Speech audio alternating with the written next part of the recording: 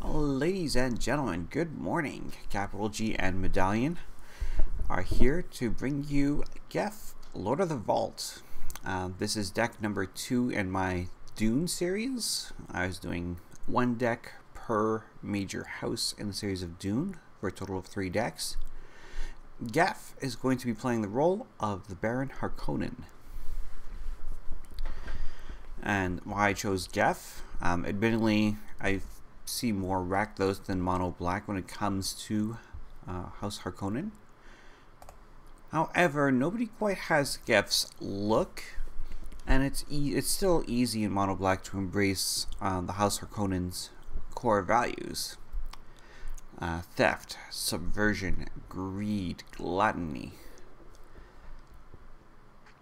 So, hence I went with Geth, even if his character and story is not quite like that. If you have ever watched the Dune miniseries from the mid-90s or the 2000s, I've always found it precisely when it came out. But this is the closest physical resemblance, as the Baron Harkonnen did, in fact, augment himself to prolong his life. So Geth himself, we're looking at black, black, and 4. Gives us a 5/5 legendary zombie with Intimidate. Admittedly, the Baron is a pretty scary sight. But the ability black and X, put target artifact or creature card with converted mana cost X from an opponent's graveyard onto the battlefield under your control tapped, then that player mills X cards. Perfect. It does everything we want. It steals, it disrupts. That's everything that the house stands for. So let us look at some of the other characters that we have gone with. We'll start with Gaunty. Gaunty is, of course, filling in the role of Glossu. Seems like a good fit. You know, just come in, take a look at the top 4 cards of target opponent's library, you exile it, and you can cast that card whenever you like. I've got Rankle, Master of Pranks, representing Peter de Vries. Peter de Vries is a mentat, and so through genetic engineering, specialized training, what have you, he's basically given a second sight. And while he could not foresee his death in the book, he was still a valuable aid to the Baron Harkonnen.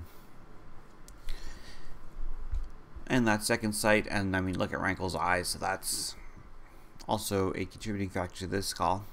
We get ourselves a 3/3 with flying and haste, and whenever Rankle deals combat damage to a player, each player discards a card, each player loses 1 life and draws a card, each player sacrifices a creature, and you can choose as few or as many of those things as you wish. Virtues of the Veiled is going to be my Feyd-Rautha. He is the Baron's nephew and heir apparent in the house. And this is also a great way of symbolizing the knife battles that are commonplace at the royal level. For those who haven't read the books, the knife battles happen in such a way that each person has a knife, but each person also has an energy shield, so you can't just swipe full speed because you'll just bounce off the shield. You have to go in slowly.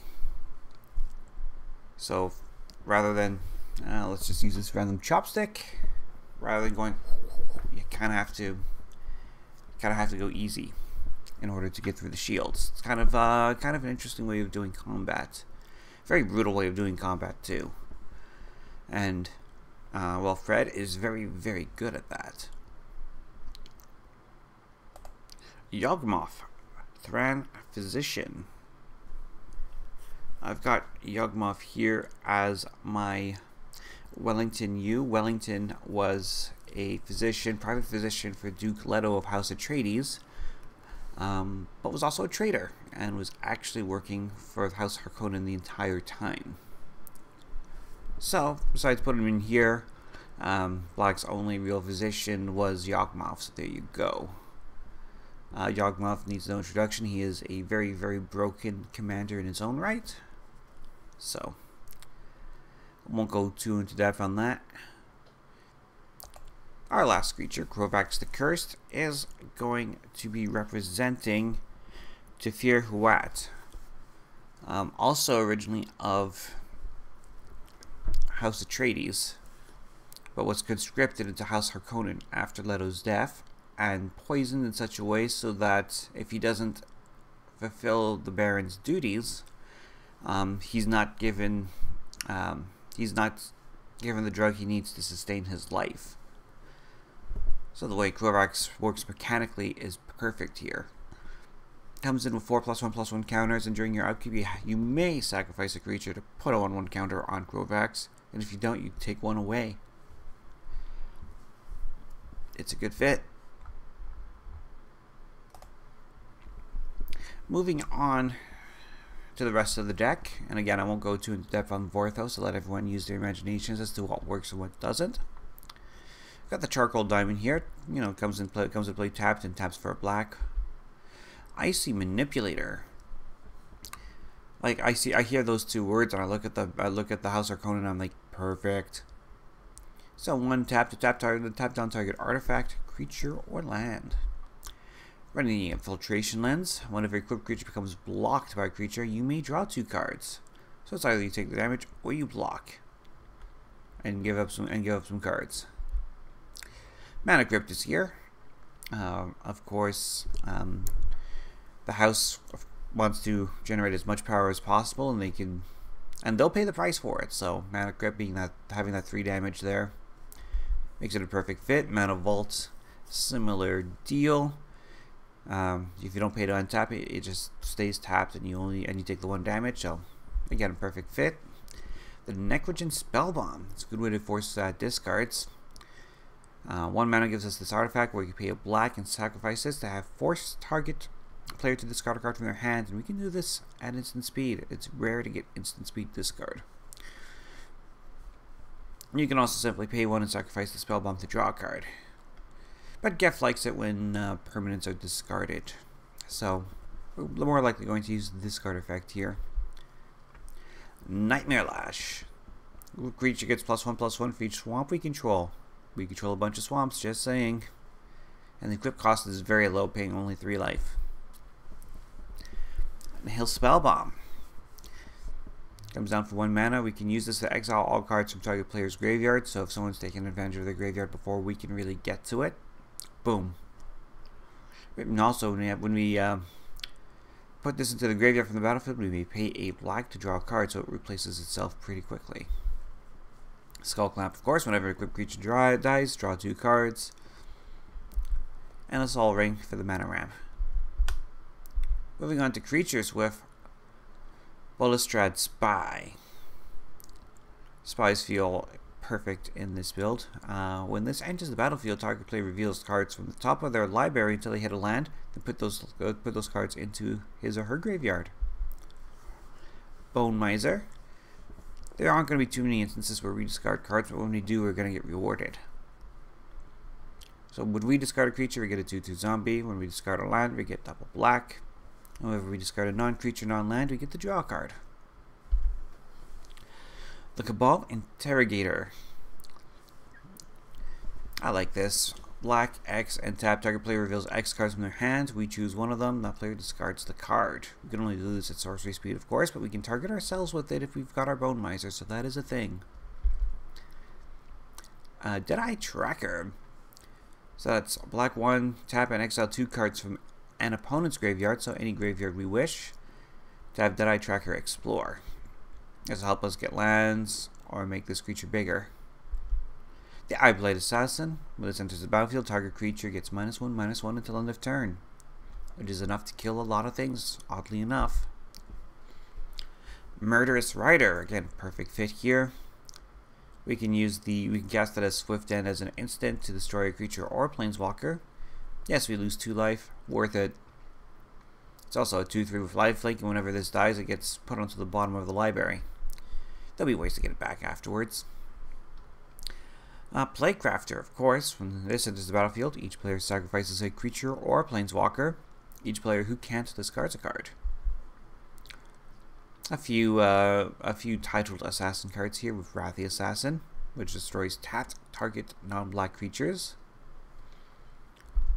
Running the Royal Assassin, again destroys tapped creatures. And the Silent Assassin, where you can just simply pay mana to destroy a blocking creature at end of combat. Thrill Kill Assassin, 1/2 with Death Touch, we can unleash it to make it a little bigger. The Undead Augur, whenever this or another zombie we control dies, i.e. our commander, we draw a card and lose a life. And also the Wasteland Scorpion, just for that 2/2 Death Touch. Moving on to enchantments with Black Market. Of course, the Harkonnens would go to the Black Market. Whenever a creature dies, this gets a counter. Getting our pre-combat main phase, we get mana equal to the number of counters on Black Market. Dead Man's Chest. Again, eliminating our opposition and taking what's valuable to them. It's kind of what the Harkonnens do, and that's what Dead Man's Chest does. Deadly Designs. This is interesting. This is an interesting little political card. So we got black 1 for this enchantment. And it's 2. Put a plot counter on Deadly Designs. Any player may activate this ability. And when there are 5 or more plot counters on Deadly Designs, sacrifice it.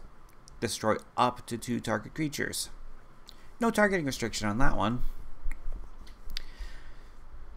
And again, with the conspiracy between the Harkonnens and the Carinos against the Atreides, this seems perfect. Elspeth's Nightmare. Little saga here, black and 2. 3 stages. Stage 1, of course, destroy target creature an opponent controls with power 2 or less. Again, hits a lot more targets than you would think in our format. Chapter 2, target opponent reveals their hand. We choose a non-creature, non-land card, and that player discards that card. And Chapter 3, we can exile an opponent's graveyard. Now, Elspeth's Nightmare. Note that I'm in the House Atreides deck. I am running Elspeth as the Lady Jessica. So this represents a plot twist in the story. Greed. Straight up what the House Harkonnen is all about. Ill-gotten inheritance. Obviously we're going to win by taking our opponent's stuff, but another way to get there is to slowly drain points of life. Ill-gotten inheritance does that. 1 point per 1 point on each of our upkeeps, and we gain that life. If we ever need to sack it and shoot down an opponent for 4 damage, we could. For action, Scriptures. Again, perfect here. Black 2. And Chapter 1 is we put a 1/1 counter on up to 1 target creature. That creature becomes an artifact in addition to its other types. Again, Baron Harkonnen and his tendency to augment himself to prolong his life. This is what I'm talking about. Chapter 2, destroy all non-artifact creatures. And Chapter 3, exile all cards from all opponents' graveyards. Triskaidekaphobia. I love this card. I've never seen it hit somebody at 13 in real life. I've seen it happen once on Commander Versus. It has happened. It does happen. But yeah, if you manage to bring someone's life to exactly 13 on your upkeep, they're out. Waste Not. We are making our opponents discard quite a bit, so why not play Waste Not and take advantage of what and make their losses our gains. Again, they discard a creature, we get a 2/2 zombie. They discard a land, we get some mana. They discard a non-creature, non-land, we get to draw cards. And Words of Waste. Now this is a nasty little card. Whenever we would draw a card, we can instead pay 1 and force everyone to discard cards in their hand. So especially useful if we have our Waste Not out there. These two work so nicely together. Moving on to our instance with Defile. Target creature gets -1/-1 for each swamp we control. Got Geth's Verdict. Target player sacrifices a creature and loses 1 life. Grim Return. Again, our opponent's losses are our gains, so Grim Return with pretty much a very iconic and very, very dark piece of art from Seth MacKinnon. Hero's Downfall. Destroy target creature or planeswalker, and This represents the death of King Leto. Or King Leto, what, you know, of House Atreides. Duke Leto of House Atreides, in fact. Tendrils of Corruption. Deal X damage to target creature, and we gain X life, where X is the number of swamps we control. Running Tragic Slip. Target creature gets -1/-1. Oh wait, things die. Target creature gets -13/-13 until end of turn. Lands, simply a Cabal Stronghold, a Castle Locthwain, Desert of the Glorified, and if near Dreadlands to represent the planet, and 33 swamps. Keeping it simple. Moving on to our sorceries, we have a Beacon of Unrest. Puts an artifact or creature card from a graveyard onto the battlefield under our control, and this shovels back into our library. And unlike Geth's ability, we can actually bring back our own stuff with this card. Cabal Conditioning, real nasty, especially you have Geth out. He's a 6-mana permanent. Follow up with Cabal Conditioning. Your opponents are pretty much discarding their entire hand. Command the Dread Horde. Of course, we're filling up our opponent's graveyards. We're going to take what we want, and our other spells will end up exiling the rest. Choose any number of creatures or planeswalkers. We take that much damage, and we bring those permanents into play under our control.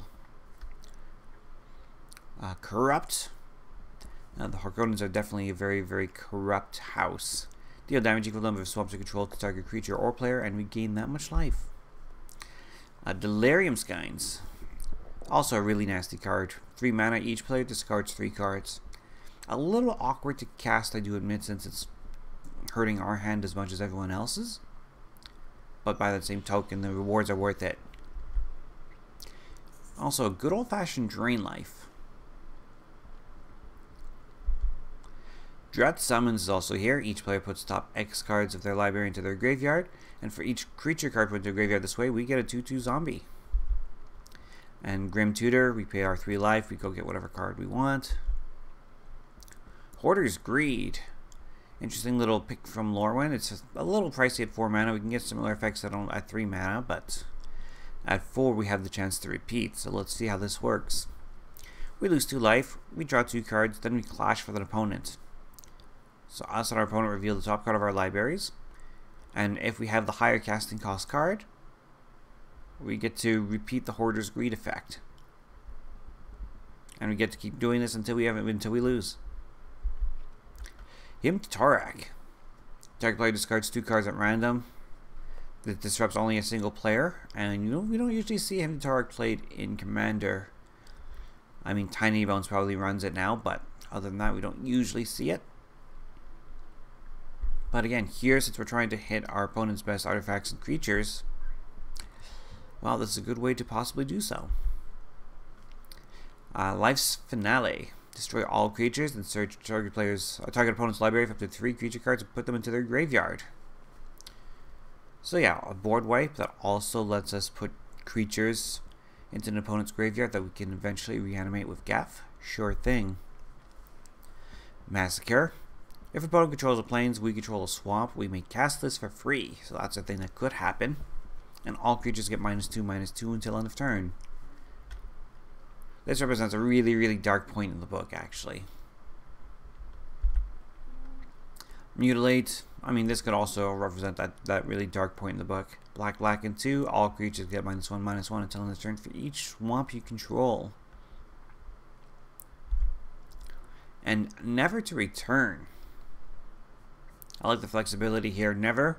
Destroy target creature or planeswalker. Yes, it's sorcery speed. But then you get the return portion that you can cast in your graveyard. Exile a card from a graveyard, get a 2/2 zombie. Nightmare Incursion. Search target player's library for up to X cards or X number of swamps you control and remove them from the game. Brutal. You're literally busting up an entire deck's combo objective with this. Brutal card from Lauren. And Rise of the Dark Realms. All creatures from all graveyards onto the battlefield under your control.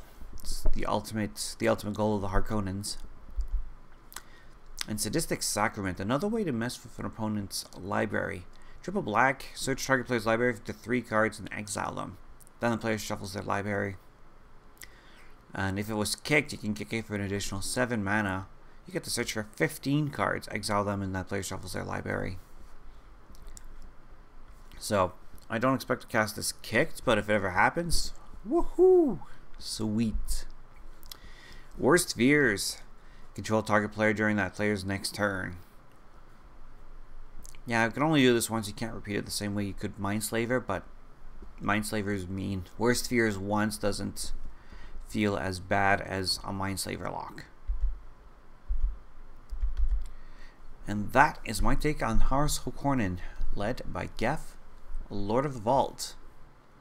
Only one more of these to go afterwards, and assuming this recording went well and it didn't stutter up on me like the last attempt did, then I'm going to dive right into the third deck in the series and get that recorded and on its way to you. So, with that in mind, Labor Day weekend, folks. Enjoy the rest of the weekend. Zendikar Rising spoilers still happening. Enjoy those. Commander Legend spoilers coming soon, I'm sure. Probably right after Zendikar. We've already got a few cards from that, but still, things are going to get real busy over the next couple months. Again, the perpetual spoiler season continues. And so does my Dune series with House Harkonnen next time. Bye for now.